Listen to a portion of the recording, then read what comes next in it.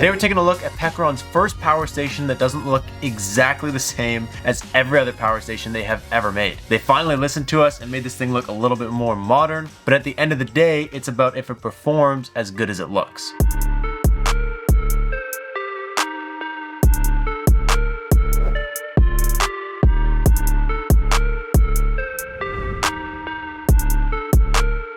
So welcome back to the lab where our opinions cannot be bought. Today we're taking a look at Pecron's brand new E1000LFP. We've had a pretty good experience with Pecron to date. We use them as one of the very few budget brands that we actually recommend to people to purchase. So when we got our hands on this guy, we had some pretty high expectations. We've been putting it through some real world testing here at the lab for a couple weeks now, and we've also ran one of our new tests on this thing, which had some actually pretty surprising results. We'll get to that in just a couple minutes though. As always, if you guys are interested in checking this thing out any further, you want some discount codes for Pecron, we'll leave all of that in the description down below. Before we get any further, we're gonna hit you guys with a super quick spec teardown in case you're not already familiar with the Pecron E1000.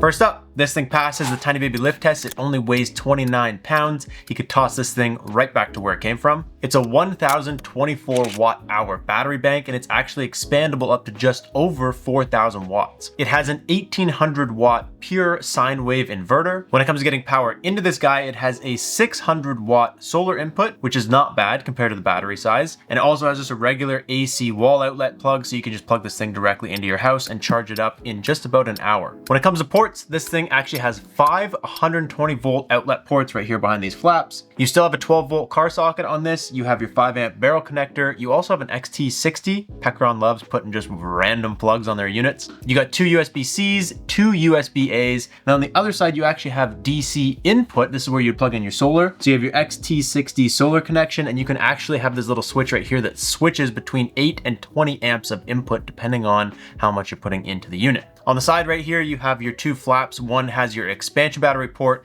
The other one has your 120 volt just AC wall plug connection. And in terms of the screen, it's kind of the same as what Pecron's been doing. It's a little bit fresher. They brought like a little bit, it just looks a little bit better on this power station. We really like it. This thing works with their app. The app is great. It lets you do more than you can do from the unit. Nothing crazy on there, but it is nice to be able to control this thing from a distance. And overall, they kept the same design. They still have the little rubber feet, although these ones don't stick out as much. They're a little bit more flush. The corners are a little bit more round. Everything just looks a little bit more modern on this guy. And you can get this unit for $799, although it seems to be already on like a permanent sale, which is kind of what Pecron does. They just leave their units on a permanent sale. The sale price is $399, and right now they have some sort of thing where they're doing free shipping and whatever. Free shipping, plus we have a 5% code if you use it down in the description down below. Could be a good deal if it performs well. The first thing that we really like about this power station is actually the 5 120 volt plugs on the front. Most smaller power stations like this only offer like 2, maybe 4 max. I know 5 is only one more than 4, but it's still nice to have just a bunch of plug options. I also like that they're not really stacked. You're able to plug something into this and something into this. A lot of times people put plugs right above each other and it starts to make it kind of hard to use. So having 5 is always nice. It just lets you run multiple different devices at the same time. I also enjoy that they have kept the 12 volt car socket. A lot of companies are throwing these away. They're not putting them on their units anymore. This is kind of a small, easy to carry, cheap unit. You would take this camping, overlanding, something like that, or just use it in your house for emergency backup. So having these little DC plugs right here is actually really handy, because when you do any camping stuff, a lot of gear is meant to run off a 12 volt car socket or barrel connector or something like that. The screen also got an update, which is kind of paired with the power button. This sounds so stupid. This is the first Pecron power station with a power button. Normally, you have to turn on the DC or the AC inverter to get power into the unit. You can't even see the screen unless you turn it on. This is the first one where you can actually turn it on, and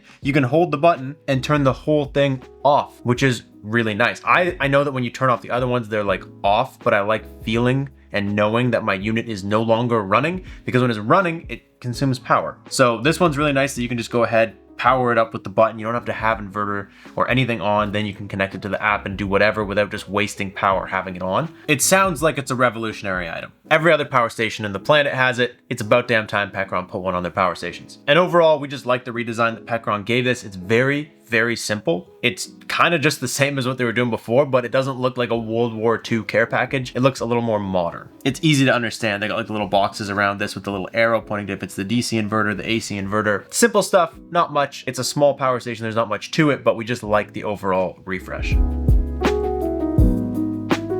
As always, this unit's not perfect, and the first thing that we don't like about this power station is that they advertise intelligent battery temperature all over their website. There's literally one page where the entire screen is dedicated to telling you that it has internal battery heaters. There is one slide if you scroll through the photos on the product page that kind of explains how this works, but otherwise it's not really listed on the website, and it doesn't work the way you would think. I would think saying it has intelligent battery temperature, the batteries have little heat coils wrapped around them, that means if you take this camping with you and it's cold outside, it would be able to warm itself up and still function without doing damage to the battery. That's not the case. All that the battery heaters do is heat up the batteries when they're cold and you have it plugged into the wall. So basically all that this does is it allows you to take a very cold power station below 0 degrees Celsius and charge it without doing damage that you would normally do to a cold battery. A lot of other power stations will not let you charge them when they're very, very cold. So that is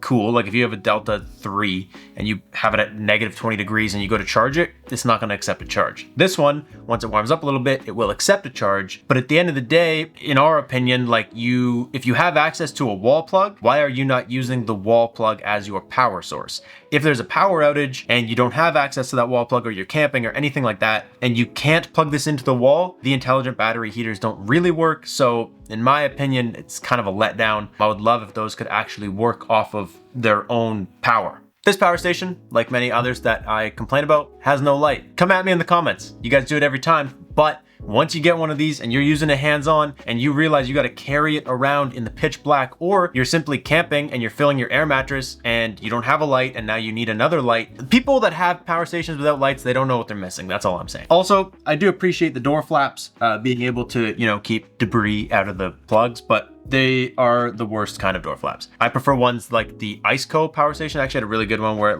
it's solid, it lifts up, stays up, and then it slams back down once it's below like a certain thing. These ones are just saggy.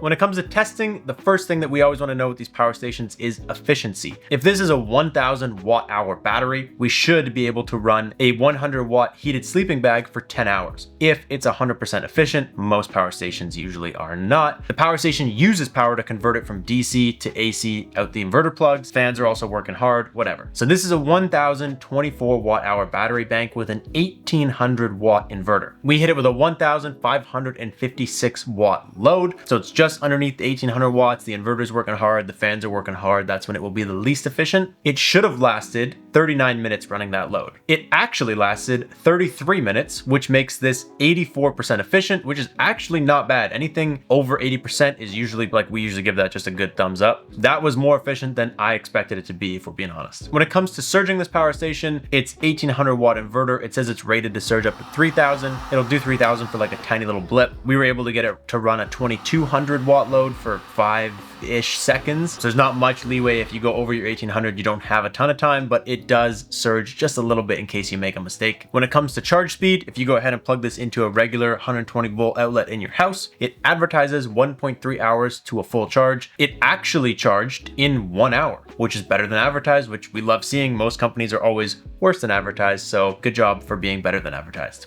The solar input on this guy works. There's no funny business going on. When it comes to pass through, it also works. So basically, if you're using this and you realize that the battery is getting kind of low and you want to start putting solar power into it to charge it back up, or you want to just plug it into the wall to charge it back up while you're still running whatever device you're running off of it. Sometimes units don't let you. When you plug it into the wall, it shuts off the inverter. This one works. When it comes to sound, Pecrons traditionally sounded like an angry beehive. They're like really grumbly and annoying. These fans sound a little bit cleaner, a little bit nicer. It's still a medium volume, like you can hear it running, but it's not insanely loud.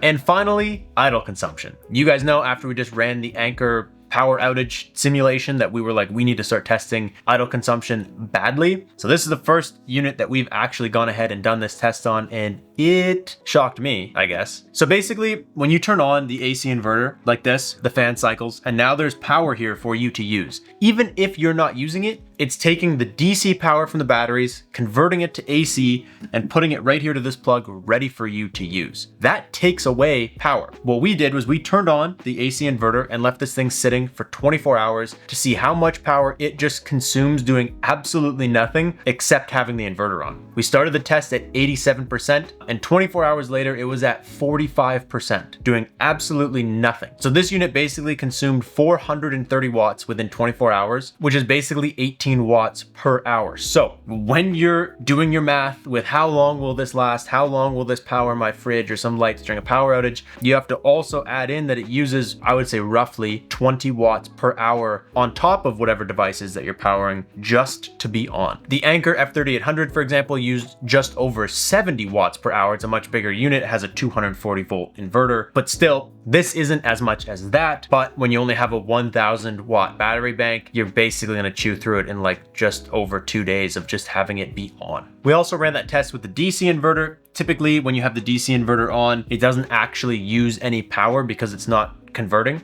It's just waiting for you to use it. The battery stores the power in DC, but the unit just being on and awake and the screen being on and it just being on still consumed power. So in this test, it actually went from that 45% down to 23%. So not as bad as running the AC inverter, but again, just having the unit on, it used about 9.5 watts per hour. And I guess I said finally, but something else that Pecron has done that we want to mention in the testing is that we usually say, hey, they don't have customer support, and that's a big thing for us. If you buy this and you have a problem and you can't call them, you have to email them, and then you only get responses while you're sleeping, and it just becomes a giant mess. They finally got a phone number that you can call and speak to someone, so we tried it out.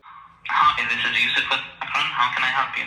Hey there, I'm on your website. I'm looking at the E1000LFP power station. I'm basically wondering, like, would this thing allow me to power a fridge for like a whole day if the power was out? For the whole day? Yeah. So that just depends on your basically like power output or what device you use. It works. Someone answers the phone. They speak English. They understand what we're asking. They clearly need a little bit of training. We were asking them how much power a fridge uses. We said our fridge is rated for 300 watts. They told us that it's going to use 300 watts per hour, which we all know is not the case. We've made a whole video on this. That only uses 300 watts when the fridge is running and defrosting and going crazy. We have a video explaining that. They recommended us a unit that was a little bit bigger than what we really needed, but there was someone there that could answer questions. And in theory, it should only get better, hopefully. So, I mean, good for them for taking steps in the right direction to actually solve a huge problem that they had. So overall, we like the design and performance of Little Pecky. Not bad. It's a great deal at the price it's at. Hopefully it stays there. Like I said, we have a discount code and stuff if you want to check it out. Otherwise, that's all we got for you guys. Make sure you guys are subscribed and we will catch you next time. Thank you so much for watching. Peace out and stay charged.